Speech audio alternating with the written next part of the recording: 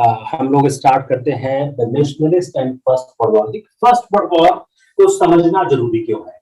ये अक्सर सवाल उठता है कि why we want to understand the first world war. One of the reason that the first world war has changed in the certain way the freedom struggle.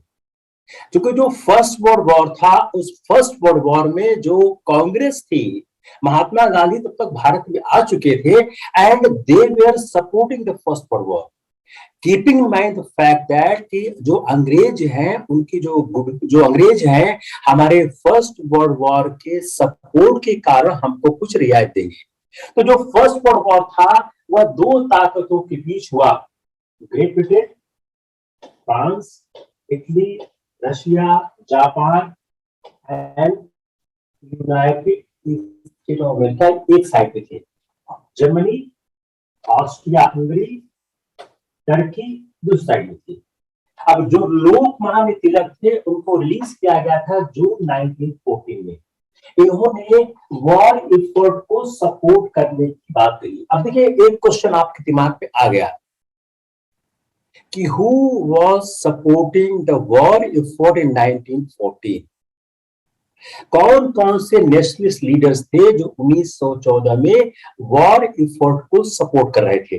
Generally तिलक को आप नहीं कहोगे वॉर एफर्ट को सपोर्ट कर रहे थे, लेकिन तिलक ने वॉर एफर्ट को सपोर्ट। दूसरा बात, वॉर एफर्ट को सपोर्ट क्यों किया? Y supported? एक बिलीफ था कि जो ग्रेटफुल ब्रिटेन है वह इंडिया की लॉयल्टी को पे करेगा, वह कुछ ग्रेट्यूटी होगा और कुछ हमको सिर्फ गवर्नमेंट की तरफ रास्ता बढ़ाएगा। तो दो सवाल यहां से बन गए इस पैराग्राफ से कि तिलक ने वॉर एफर्ट को सपोर्ट किया था और उनको लगा कि युद्ध के बाद जो सेल्फ गवर्नमेंट है उसमें हमको सहायता प्राप्त होगी और सेल्फ गवर्नमेंट उस समय बनेगी, और इसलिए इस कारण से वॉर एफर्ट को सपोर्ट किया गया। तो एक बड़े जो सवाल बनते हैं बड़े आसानी से सीधे सीधे बन जाते हैं अगर थोड़ा सा आप ध्यान देने की कोशिश करें। अब now coming on the very important aspect home rule league. इस पर इंडिपेंडेंट सवाल मेंस में आ सकता है, बिसाइड्स योर प्रीलिम्स एग्जामिनेशन इसमें मेन आ सकता है। अब जो वर्ल्ड वॉर था वो इन्वॉल्व कर रहा था इंपीरियलिस्टिक पावर्स का, जो यूरोप की इंपीरियलिस्ट पावर थी।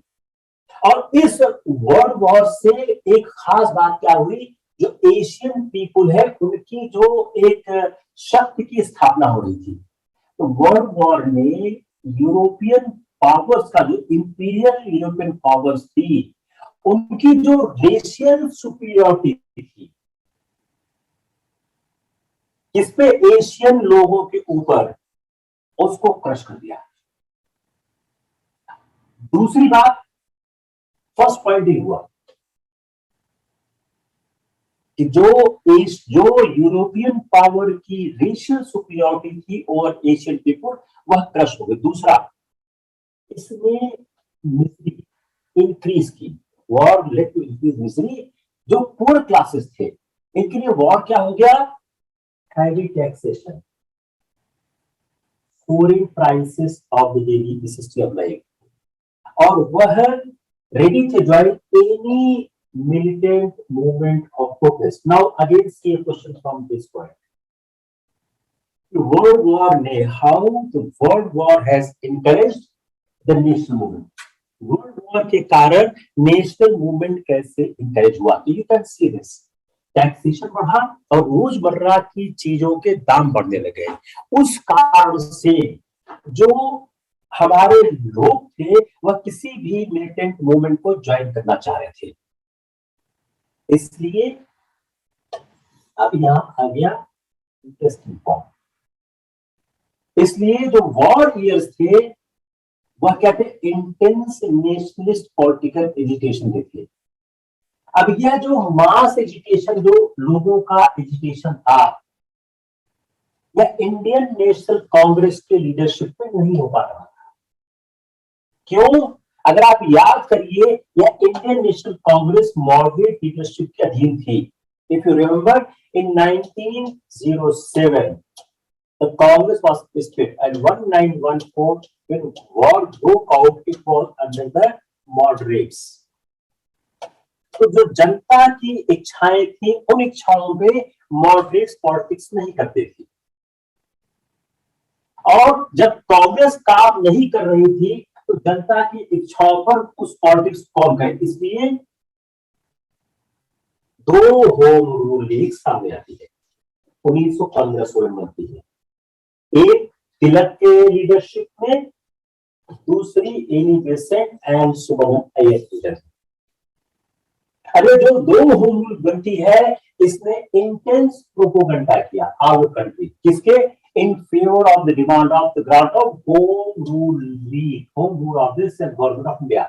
Now one question again come here कि होम रूल लीग क्या मांग रही थी, होम रूल लीग क्या चाहती थी?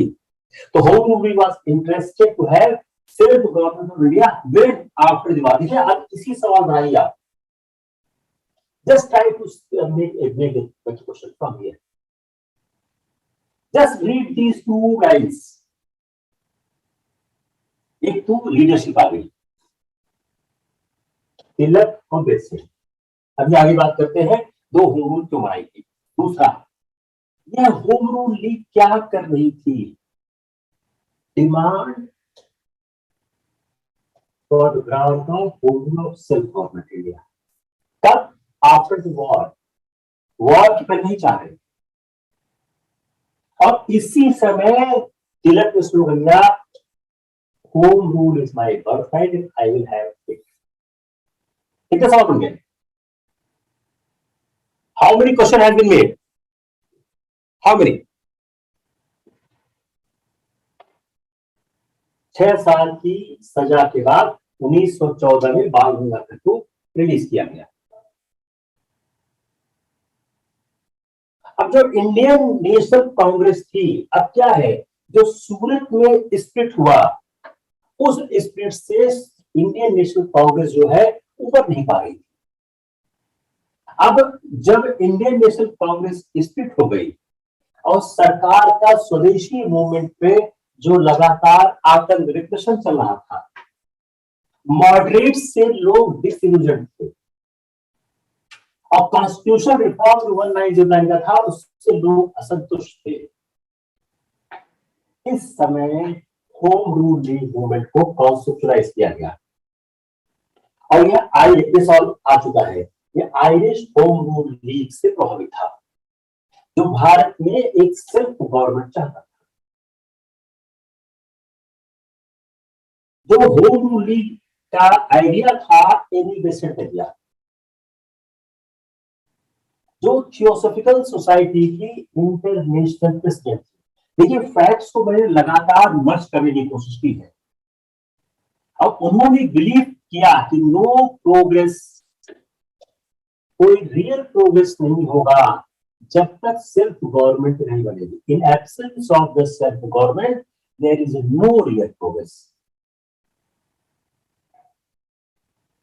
जो मॉडरेट्स की मेथोडोलॉजी थी, उसमें उनका कोई बिलीव नहीं था, और कॉमनवेल्थ और न्यू इंडिया दो मैगजीन के माध्यम से अपनी ideas again a number of questions. Just read this paragraph. Read this paragraph. Read this. Read it. Just try to assimilate this paragraph. देखिए, मैं पहले भी कह चुका हूं, सवाल इसी तरह से बनेंगे। These are very conceptual compressed lines. आप इन्हीं लाइनों को अपने में अगर एसिमुलेट कर पाओ तभी आंसर कर पाओगे। अब इसी को सवाल बना दिया जाए, आसान नहीं होगा सॉल्व करना।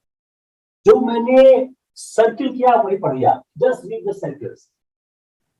इफेक्ट ऑफ अब हम इसको, इस पूरे दो पैराग्राफ को, this and this, I am trying to analyse these two paragraphs.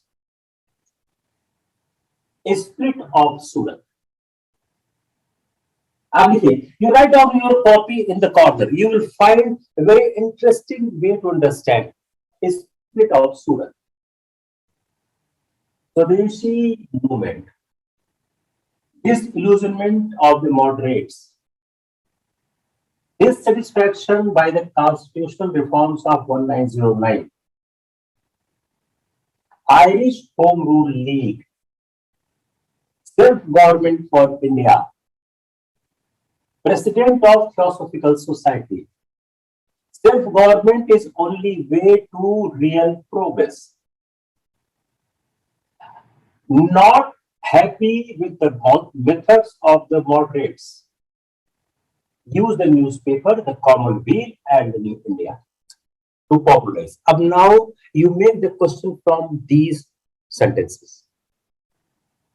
Now you make the questions from these sentences. You make one or two questions from these few lines which I have just spoken in front of you. You find that these facts may lead to a position where your answer may be wrong. Because Annie Besant militant थी या नहीं थी, यही आपको clear नहीं होगा. Annie Besant का moderate politics पे कोई यकीन नहीं था. तो अगर यह लिख दिया गया कौन कौन मॉडरेट्स थे, उसमें एनी बेसेंट का भी नाम डाल दिया गया, तो आप शायद टिक लगा जाओगे. यूपीएससी जब सवालों को फ्रेम करती है तो कई तरह से कॉन्सेप्ट को घुमाने की कोशिश करती है, ताकि जो रियल रीडर है सब्जेक्ट का वही इमर्ज होकर ऊपर आ पाए. क्लियर नहीं हो? Clear? Anyone have any doubt? अब जो प्रोग्राम था होम रूल लीग का वह डिक्लेयर हुआ जनवरी 1914 में. अब क्या क्या होंगे? Religious liberty, national education, social reforms, political reforms. A B C, अभी फॉर्मूला रखिए. होम रूल लीग का क्या क्या प्रोग्राम था? A liberty, B national education, C social reform, D political reform. Only A is right, A B is right, A B C is right, A B C D is right. Got it? The program of the Home Rule League. क्या programme थे? तो चार programme क्या हो गए? Religious liberty, national education, social reforms and political reform. अब Annie Besant ने formally announce किया होम रूल प्लान का. अब यहां एम,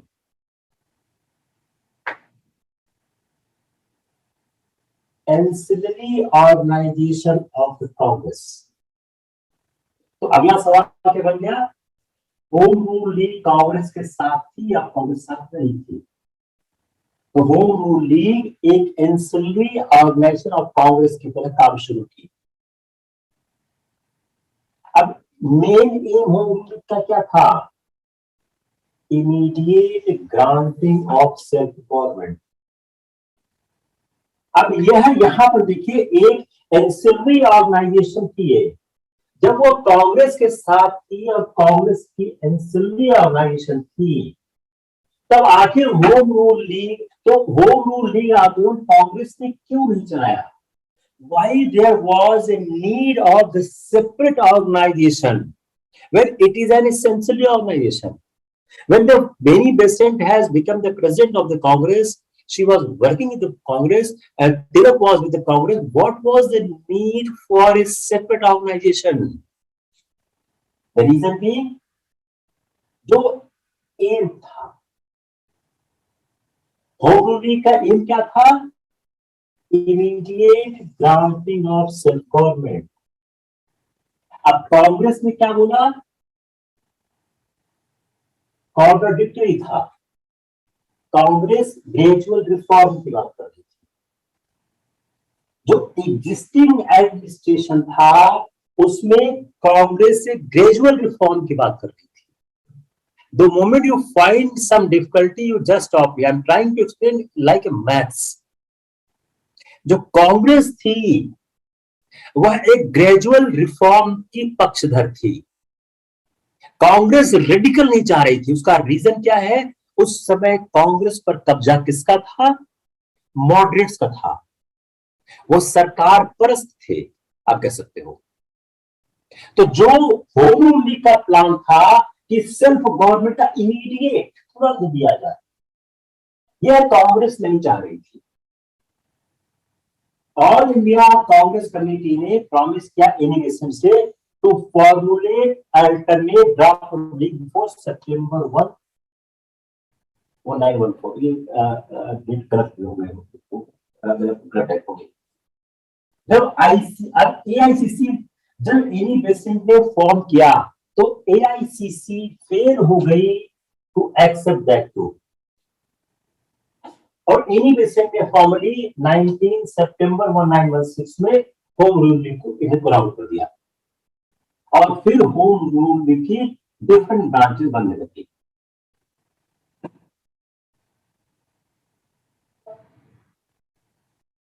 तिलक ने फाउंड किया होम रूल लीग इन अप्रैल 20, 1916 एट पूना।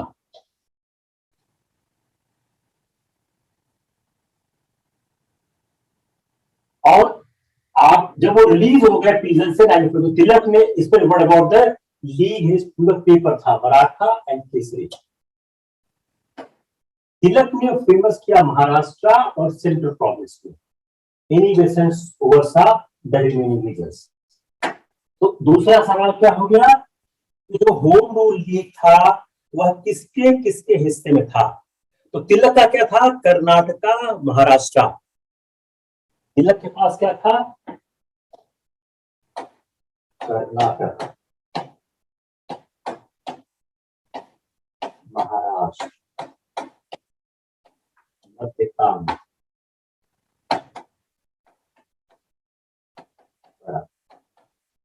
एक सवाल ये भी हो गया कि किसके किसके पास कौन सा एरिया था।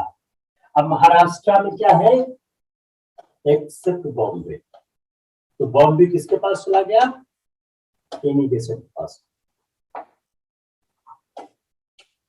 ठीक है, देख लिया। तो जो इन लोगों ने बनाया, इन लोगों ने अपने कार्य क्षेत्र को बांट लिया। तो तिलक के जिम्मे क्या है? कर्नाटका, महाराष्ट्र, मध्य प्रांत, बरार। और जो देश, जो रेस्ट ऑफ इट, इसके अलावा जो रेस्ट बचे रह गए वो चले गए इमिग्रेशन के पास।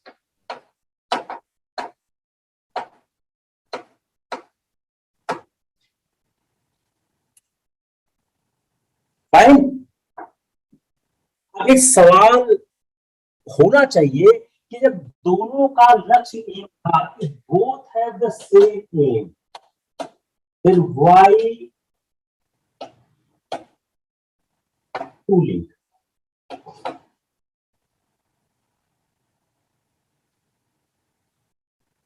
If both have the same aim, then why to lead? इसका जवाब एनी बेसेंट ने दिया। कहा तिलक के जो कुछ समर्थक हैं मुझे पसंद नहीं करते और मेरे कुछ समर्थक उन्हें पसंद नहीं करते, लेकिन उनके और मेरे बीच कोई संघर्ष नहीं। तो इसे सवाल क्यों आ रहा है कि दोनों लीग का विलय क्यों नहीं हुआ?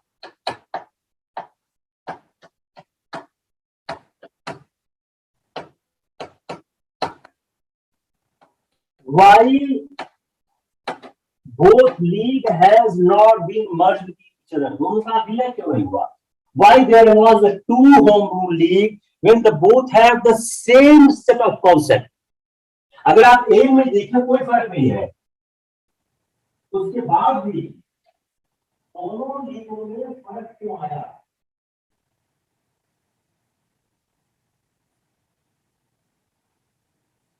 बताओ बताओ, टेल मी।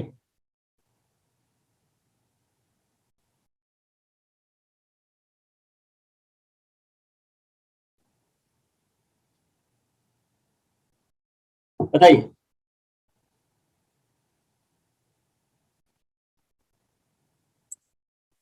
आप सवालों को आप ऐसे ही बनाने की कोशिश करो।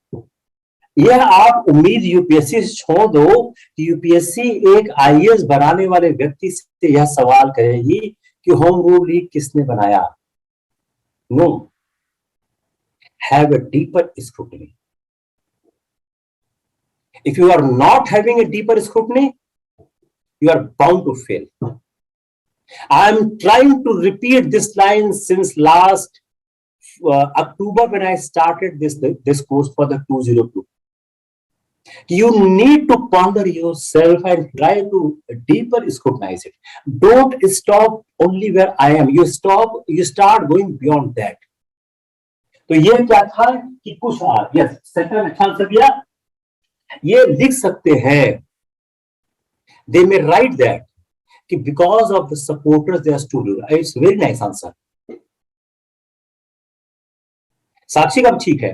देखिए अब लैंग्वेज क्या होगी ये एग्जाम की तो प्रेडिक्ट नहीं हो सकती, क्वेश्चन प्रेडिक्ट होने की संभावनाएं हैं। और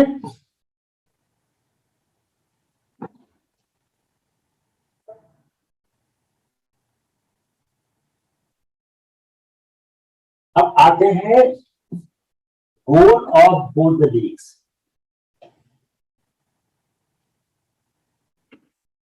सेल्फ गवर्नमेंट और होम रूल। अब उसकी एक कदम और आगे बढ़िए। Within British empire by constitutional means garner public support generating awareness. अब आप इसको मिलाइए सामने। मैं बार बार बोलता हूं कि मेरे इस जो ब्लैक बोर्ड पे मैं चार्ट उभारता हूं, जो मैं लियाता हूं, उसमें आप एक भी सेंटेंस काट नहीं सकते। मैं लास्ट टाइम का आप काट के बताइए साहब ये सेंटेंस आपका काम का नहीं है।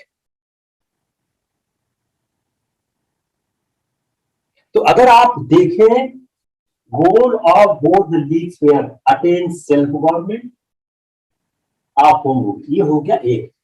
दूसरा within the British empire. Third अब इसी को चेंज कर देंगे कॉन्स्टिट्यूशन मीन्स को by constitution means garner public support. देखिए मॉडरेट्स के पॉलिसी अगेंस्ट हो गया, मॉडरेट्स का पब्लिक सपोर्ट इंटरेस्ट था ही नहीं। Generating awareness. अब इसको आप ऐड करिए गांधी से।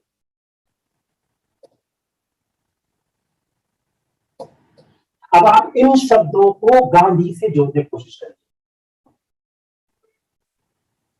आप ये पाएंगे कि जो पब्लिक सपोर्ट था और जनरेटिंग अवेयरनेस था ये गांधी के साथ भी था और होम रूल लीग के साथ, लेकिन जो कॉन्स्टिट्यूशनल मीन्स था ये चेंज हो जाता है। गांधी के लिए कॉन्स्टिट्यूशनल मीन्स नहीं था, गांधी के लिए क्रांतिकारी मीन्स था और उस क्रांतिकारी मीन्स को सपोर्ट कर रहे थे बाय हिज फिलॉसफी ऑफ अहिंसा। He does not believe in the system which government has advocated. He wants to start his own system.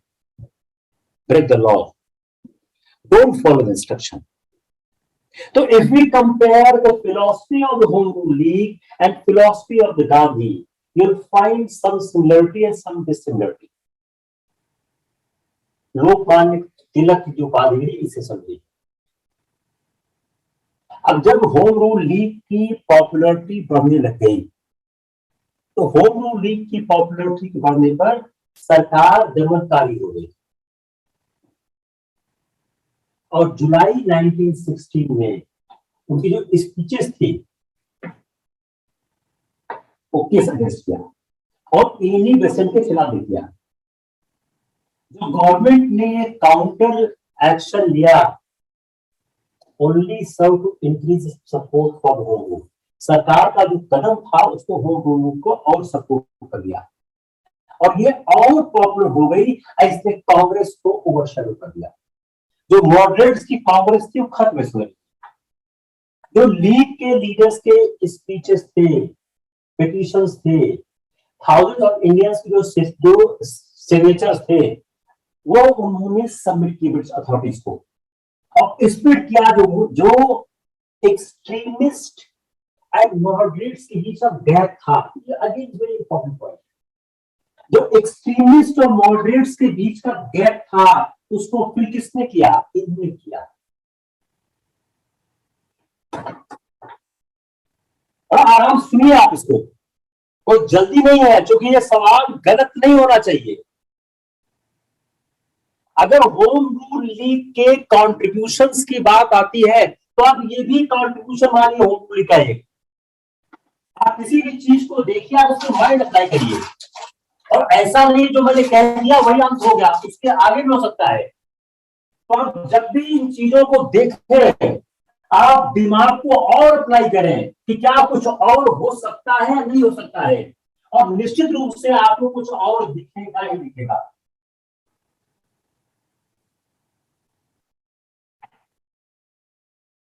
इसलिए जो होम रूल लीग का कॉन्सेप्ट आ रहा है, इस कॉन्सेप्ट को समझते समय देखिए कि जो एक कॉन्सेप्ट आया उन्होंने उस गैप को फिल किया। अब देखिए गैप क्या है, just see the gap. What is the gap? दोनों के सिस्टम में काम करने में जो फर्क था उस फर्क को आप समझने की कोशिश करिए। तो जो दोनों के पीछे गैप था उसको इन्होंने फिल करने की कोशिश की। क्लियर हुआ? एनी बेसेंट को 1970 के कलकत्ता कांग्रेस का अध्यक्ष बनाया गया, और जैसा आपको पहले बताया है कि पहली भारत की कांग्रेस की महिला प्रेसिडेंट हुई। अब जो होम रूल लीग का जो इन्फ्लुएंस था इस बात से दिख रहा है कि both Congress and Muslim league उन्होंने इसको ज्वाइन किया। जिन्ना और मोहम्मद अली जौहर ने भी इसको ज्वाइन किया। तिलक ने जो होम रूल लीग का जब प्रोपेगेंडा था यूएसए तक ले गए। वहां कौन ले गया? लाला लाजपत राय, हार्दिकर, के शास्त्री। और होम रूल लीग की एक ब्रांच स्टैब्लिश की गई सैन फ्रांसिस्को में, और होम रूल लीग की एक शाखा स्टैब्लिश हुई इंडिया की वहां लंदन में, और बहुत से अमेरिकन और इंग्लिश सपोर्टर बने for the self government in India. Again international aspect of home rule league, not it international aspect of the home rule league. Yes और no?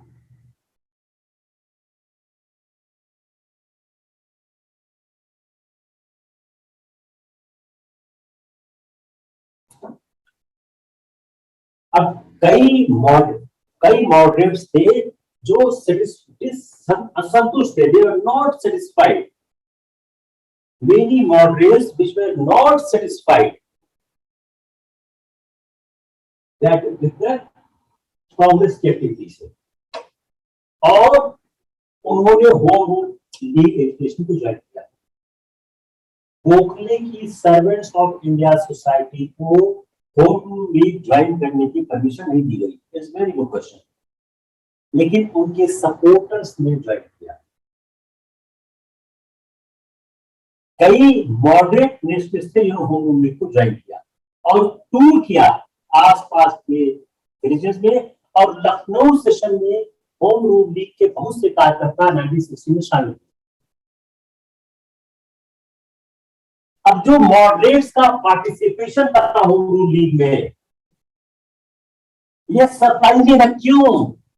Because the political propaganda and education सिर्फ यही कर रहे थे, moderates कुछ करते ही नहीं थे। कांग्रेस एक मृतप्राय संस्था थी, सिवाय अधिवेशन करने की कुछ नहीं करती थी। और जो लखनऊ सेशन हुआ कांग्रेस का दिसंबर 1916 में, इसने प्रेजेंट किया होम रूल लीग लीडर को with long awaiting opportunity demonstrating their strength. तो लखनऊ के सेशन में होम रूल लीग के नेताओं की जो उनकी एक व्यापक जन समर्थन था, वह वो डिमॉन्स्ट्रेट हुआ। और जो तिलक होम रूलिंग ट्रेडिशन एक ऐसा ट्रेडिशन बनाया जो बाद में कांग्रेस बना, special train home rule special, जो डेलीगेट्स को वेस्टर्न इंडिया से लखनऊ ले गए वाया स्पेशल ट्रेन, एक ट्रेडिशन बना। फिर कांग्रेस बाद के वर्षों में इसी ट्रेडिशन को फॉलो करती थी, उसको होम रूल लीग स्पेशल नाम दिया गया। कांग्रेस लीग बैक 1916 का जो अधिवेशन हुआ, इसमें तिलक और एनी बेसेंट ने बहुत इंपॉर्टेंट रोल प्ले किया। जब वो डिसएग्रीमेंट था कांग्रेस और लीग बीच, वो खत्म किया गया। और लखनऊ कांग्रेस ने डिमांड किया है a further dose of constitutional reforms, जो सेल्फ गवर्नमेंट की तरफ बढ़ा हुआ कदम है, इसके फॉरवर्ड टुवर्ड्स सेल्फ गवर्नमेंट। यह उस तरह से नहीं हुआ जैसा वो मूवमेंट चाहती थी, लेकिन कांग्रेस की यूनिटी को ध्यान रखते हुए ये कार्य किया गया। और एक बड़ा सिग्निफिकेंट प्रपोजल तिलक ने दिया कि Congress should appoint a small and cohesive working committee, जो बाद में नागपुर कांग्रेस में गांधी के आने बाद एक्सेप्ट हुआ, जो कांग्रेस की डे टू डे अफेयर्स को मॉनिटर करे, इस पर ध्यान दे। लेकिन वह कुछ समय एक्सेप्ट नहीं हुआ, बाद में वह एक्सेप्ट किया गया 4 साल बाद 1920 में, जब महात्मा गांधी ने प्रिपेयर किया एक रिफॉर्म कॉन्स्टिट्यूशन फॉर कांग्रेस। यह एक मेजर चेंज था। आप यहां से देख कर सकते हो कि पहली बार कांग्रेस वर्किंग कमेटी का प्रपोजल किसने दिया।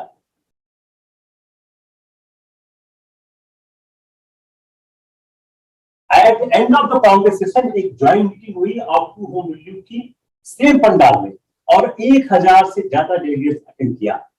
और कांग्रेस लीग जो बैठ है उसको उन्होंने तारीफ की। जब ये दोनों नेता वापस आए वेरियस पार्ट को प्रूव करते हुए, तो जो इंक्रीजिंग पॉपुलरिटी थी उससे सरकार डर गई और गवर्नमेंट ऑफ मद्रास जो है वो एक तरह से हाथ छोड़ गई। अब होम रूल लीग का कॉन्ट्रीब्यूशन क्या है, बड़ा इंपॉर्टेंट पार्ट। तो अगर हम होम रूल लीग को थोड़ा से एक नटशेल में देखने की कोशिश करें, समझने की कोशिश करें, तो होम रूल लीग ये कह रही थी कि भारतीयों को अपना हक लेना होगा। जो तिलक ने क्षेत्रीय भाषा में शिक्षा और भाषाई राज्यों की मांग को स्वराज से जोड़ दिया, एक very important development in home rule league movement is that Tilak has added this with regional languages, और भाषाई राज्यों की मांग जोड़ दिया। उन्होंने यह भी कहा कि मराठी, तेलुगु, कन्नड़ जो और भाषाएं हैं, इनके आधार पर प्रांतों को बनाया जाए और शिक्षा का ये बातें हो। एक सवाल और आना चाहिए, क्या तिलक संकीर्ण थे? इसको हम कर लेते हैं। इस तिलक पैरोकियल, इस तिलक और पैरोकियल संकीर्ण थे? ऐसा नहीं था। तिलक में न क्षेत्रीय संकीर्णता थी और न तो मराठी संकीर्णता थी। गैर ब्राह्मणों का जो रिप्रेजेंटेशन था और जो अनटचेबिलिटी थी, उसके मामले में तिलक जातिवादी नहीं थे। He was not casteist. उन्होंने गैर ब्राह्मणों को यह समझाया कि the fight is not between Brahmins and the non-Brahmins. Fight is between educated and non-educated.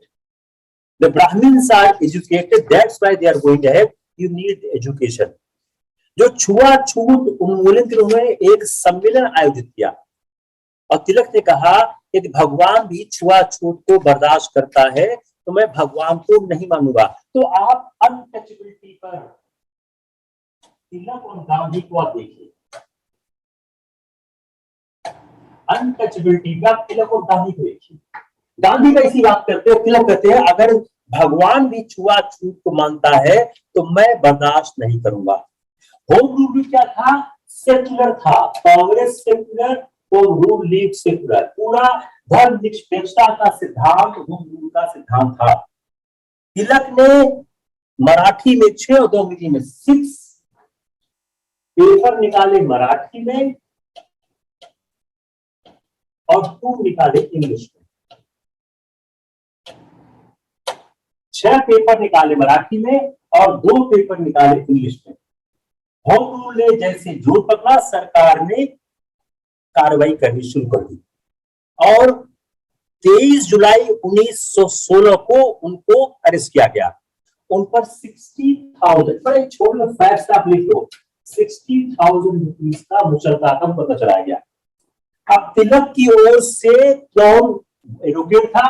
Mohammad Ali Jinnah. Mohammad Ali Jinnah was the advocate from Tilak side. Tilak की तरफ से जिसने केस की पैरवी की वह मोहम्मद अली जिन्ना थे, जो मजिस्ट्रेट की अदालत में तिलक मुकदमा हार गए, लेकिन हाई कोर्ट ने उन्हें निर्दोष किया। Tilak lost in the trial court but won in the high court. Trial court में मुकदमा हार गए, लेकिन हाई कोर्ट में मुकदमा जीत गए। और गांधी जब ये जीते तो गांधी तब तक आ चुके थे। गांधी ने यंग इंडिया में लिखा, Gandhi wrote in the young India, यह अभिव्यक्त की आजादी की बहुत बड़ी जीत है। It is victory of the expression, right to expression. अब हम थोड़ा तिलक और एनी बेसेंट की लीग की तुलना करते हैं। जो एनी बेसेंट की लीग का ऑर्गेनाइजेशन था वो तिलक की तुलना में वीक था। जो ऑर्गेनाइजेशन था एनी बेसेंट की लीग का वो तिलक की तुलना में वीक था। तो organisation was weak organisation.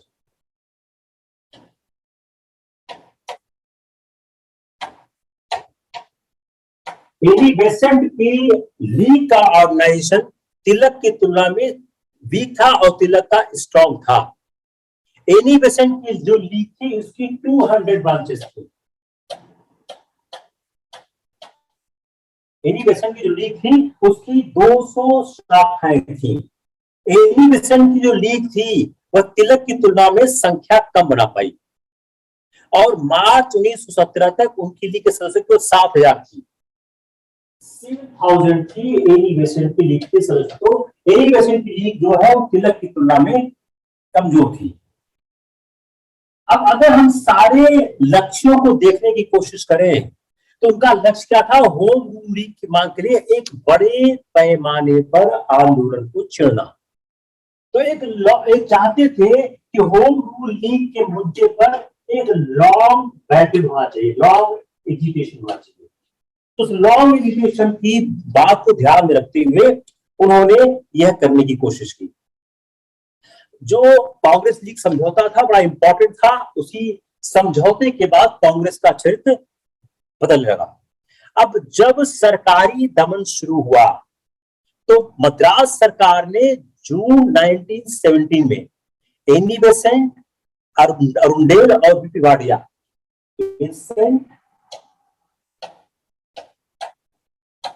Arundel and Wadia, B P Wadia, तीनों को मद्रास सरकार ने जून 1917 में गिरफ्तार कर लिया। इसके खिलाफ प्रदर्शन हुए और सर एस सुब्रमण्यम अय्यर ने नाइटहुड की जो उपाधि अस्वीकार कर दी। एस सुब्रमण्यम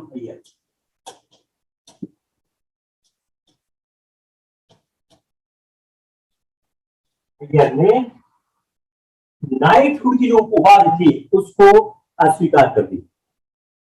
मोहम्मद अली, मतलब मालवी, सुरेंद्रनाथ बनर्जी, मोहम्मद अली जिन्ना जो अभी तक लीग में शामिल नहीं थे, यह भी लीग में शामिल हो गए। एक इंटरेस्टिंग पार्ट क्या हो गया कि 3 बड़े नेता मालवी, सुरेंद्रनाथ बनर्जी और जिन्ना तीनों लीग में शामिल हो गए। इसे बड़ा इंपॉर्टेंट फैक्ट है। लगे यार जिन्ना क्यों, अच्छा जिन्ना मालवी एक साथ लीग में होंगे, ये कभी अपील नहीं करता है अगर आप इसको नहीं पढ़े होंगे। उसके बाद मॉन्टेस्क्यू को जेम्स रिफॉर्म आता है और होम रूल लीग के कमजोर पड़ने का कारण क्या था? अब now before coming conclusion try to see why the home rule league become weak. उसका कारण क्या था? एनी बेसेंट की गिरफ्तारी से जो उत्तेजित होकर जो धर्मपंथी आंदोलन में शामिल हुए थे वह बाद में निष्क्रिय हो गए और सरकार ने सुधारों का आश्वासन दे दिया। जब सरकार ने सुधारों का आश्वासन दे दिया तो यह लगा कि अब आंदोलन की जरूरत नहीं है और इन 198 में राष्ट्रवादी खेमे में तो सुधारवादी reform on the issue of the reform there was a division.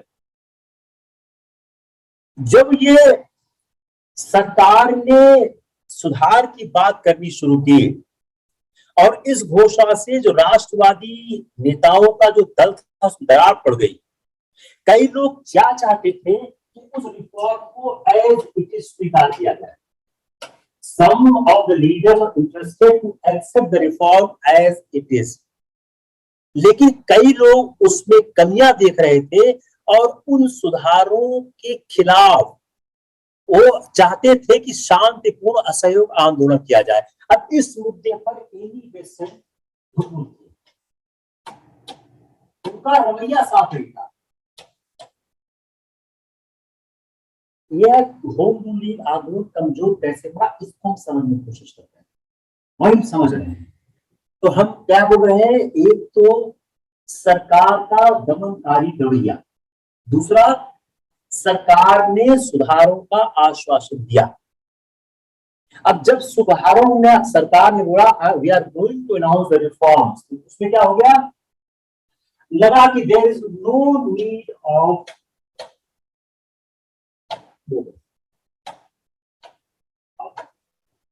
second issue, the reform introduced by the government, whether the reform need to be accepted as it is or there is some changes needed। तो कुछ लोगों का यह मानना था कि इसमें कई कमियां तो हैं लेकिन इस सुधार को आजमाया जाए, इसको एक्सेप्ट किया जाए। अब जो सुधार थे और शांतिपूर्ण असहयोग आंदोलन था, इस मुद्दे पर एनी बेसेंट में दुविधा थी। अब तिलक का अपना दृष्टिकोण था। तिलक ये जो आरंभिक दौर में तिलक के साथ एनी बेसेंट ने भी अपने को इन जो सुधार योजनाओं था इसको भारतीय जनता मंजूर न करे, यह भारतीय जनता का अपमान है। लेकिन बाद में क्या किया, उन्होंने इसको मान लेने की अपील की। तिलक काफी समय तक अपने उस डिसीजन पर अड़े रहे, लेकिन जो एनी बेसेंट की जो ढुलमुल नीति थी और नरमपंथियों का जो रुख में बदलाव के कारण वह अपने अकेले बूते पर सुधारों का विरोध का जो आंदोलन था उसको चला नहीं पा रही थी और साल के अंत होते हुए इंग्लैंड चली गई और वहां उन्होंने इंडिया अर्नेस्ट के जो लेखक थे चिराग, इंडिया अर्नेस्ट के लेखक चिराग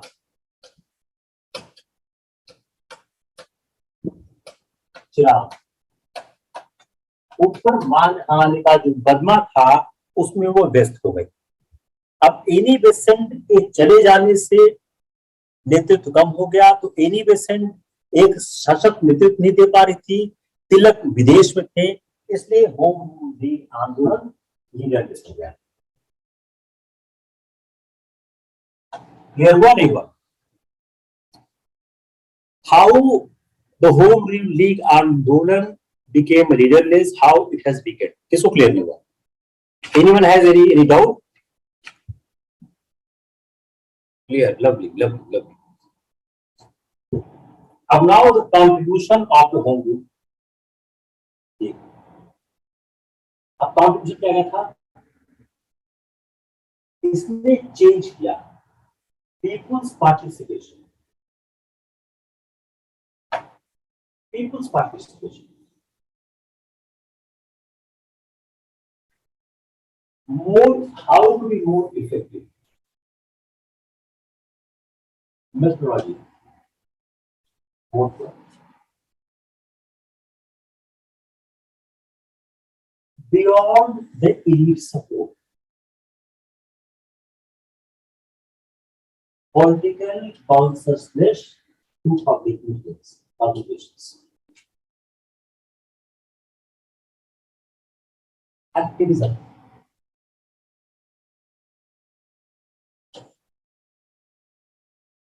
जो एक्टिविज्म था, जो मूवमेंट था, ब्रिटिश ने रियलाइज कर लिया कि इसको हम सप्रेस नहीं कर सकते, इसको हम दबा नहीं सकते।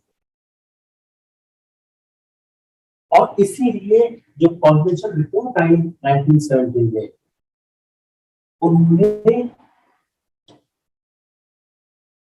तो आप इसको जोड़ देखिए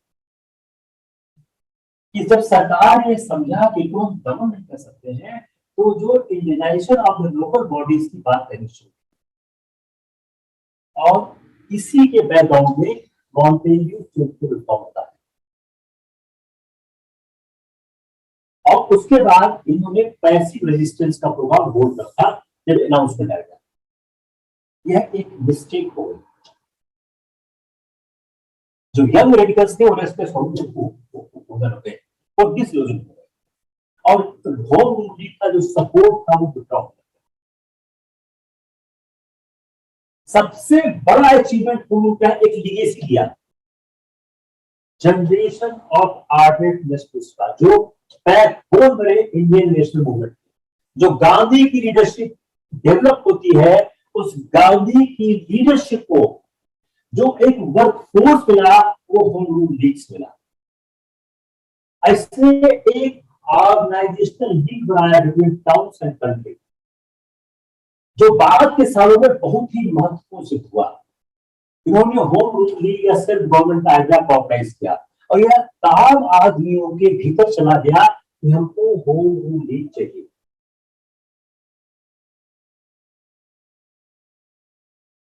महात्मा गांधी के आंदोलन के लिए एक स्टेज बन गया।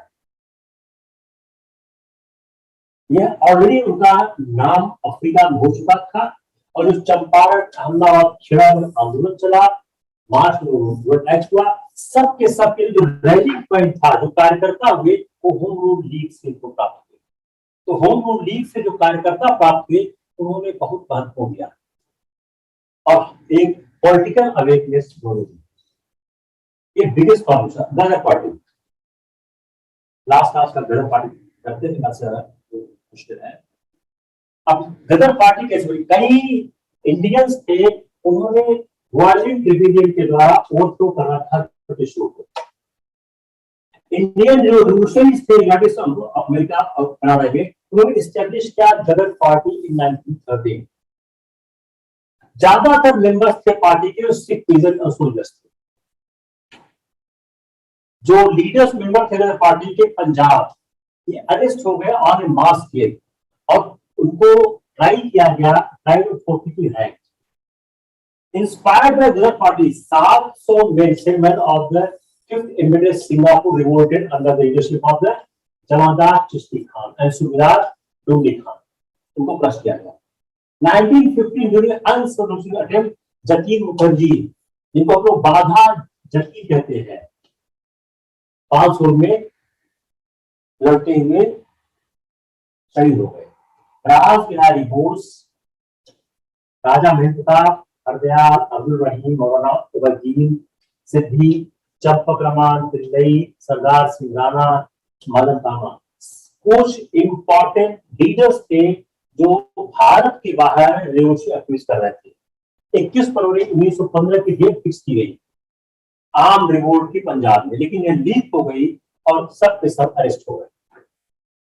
जो कुछ प्रोमिनेंट लीडर्स थे, बाबा गुरमुख सिंह, करतार सिंह साबा, सोहन सिंह, रहमत अली खान, भाई परमानंद मोहम्मद बरतवत थे। Lucknow session of the Congress,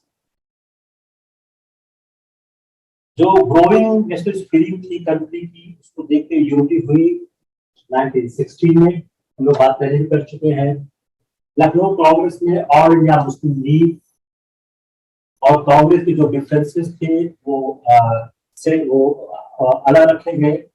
war and home the new sentiments in the country, जिसके बाद एक कैरेक्टर चेंज हो रहा था और ग्रेजुअल चेंज हो रहा था पूरे भारतीय राजनीति में। वॉर पीरियड ने विटनेस किया डेवलपमेंट इस डायरेक्शन में। 1914 में गवर्नमेंट ने सबसे publication Al Hilal of Abul Kalam Azad, comrade of Maulana Mohammad Ali brothers को, जो मौलाना मोहम्मद अली या शौकत अली थे, सो मोहाली के उनको भी इंटर्न किया सरकार ने. League reflected at least partially the political militancy of its younger members. और धीरे धीरे आउटग्रो करने लगी जो अलीगढ़ स्कूल का जो पॉलिटिकल आउटलुक था, जो कांग्रेस लीग पैक हुआ, जिसको हम प्रॉपर्ली लखनऊ पैक कहते हैं. ये इंपॉर्टेंट रोल था जिसको लोकनाथ तिलक और मोहम्मद अली जिन्ना ने अंजाम दिया, क्योंकि बिलीव करते थे इंडिया सिर्फ government only Hindu Muslim unity के थ्रू प्राप्त कर सकती है. जो ये दोनों ऑर्गेनाइजेशन थे, उन्होंने पास किया same resolution at the same session और ज्वाइंट स्कीम रखा पॉलिटिकल रिफॉर्म्स का बेस्ड ऑन सेपरेट इलेक्टोरेट. ये बहुत बड़ी मिस्टेक थी जो कांग्रेस ने सेपरेट इलेक्टोरेट को एक्सेप्ट कर लिया लखनऊ कांग्रेस अधिवेशन में और डिमांड किया कि British government should make declare it would confer self government of India. इसको जरूर याद रखिए, ये कहा लखनऊ कांग्रेस में क्या किया हुआ. ये जो पैक्ट था ये इंपॉर्टेंट स्टेप था टुवर्ड्स हिंदू मुस्लिम यूनिटी, लेकिन अनफॉर्चुनेटली ये ज्यादा दूर तक नहीं जा पाया और आगे हिंदू और मुस्लिम के इंटरेस्ट क्लैश कर गए. तो लखनऊ पैक्ट था, इसने फ्यूचर रिसर्जेंस ऑफ कम्युनिज्म को इंडिया में जन्म दिया. जो यूनिटी थी मॉडरेट जस्टिस के जस्टिस की नेशनल कांग्रेस की, तो moderate nationalist, militant nationalist and Muslim league, इन तीनों यूनिटी ने एक ग्रेटर पॉलिटिकल इंथुजियाज्म कंट्री में उत्पन्न कर दिया और ब्रिटिश गवर्नमेंट को भी लगा कि नेशनलिस्ट को प्लेकेट करने की आवश्यकता है. मेंबर्स जेल चले गए, सरकार ने दमन किया और फिर सरकार ने अपील करने के लिए gradual development of self government का बात करना शुरू किया. I think it's help for the date because a long chapter, this chapter needs time to understand. Stop कर दो कहते हैं recording. Hope you all understood it. If anyone has any problem please let me no.